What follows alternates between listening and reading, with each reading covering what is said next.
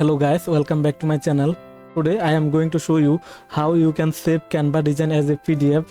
First you need to select your Canva design and customize this template. You can customize this template, you can change everything, and after change everything then you can save this template as a PDF. So for save this, on the right corner here you can see share icon, click on this and go down, and here you can see download, click on this. Now here you will find two options, one is PDF standard and another one is PDF print. If you want to print this PDF then you must choose this, and if you want to share this by online then you can choose this.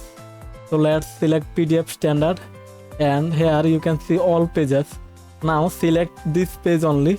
For this just untick this and select the first one and then click on done. Now just click on download button and the PDF will be downloaded in our computer.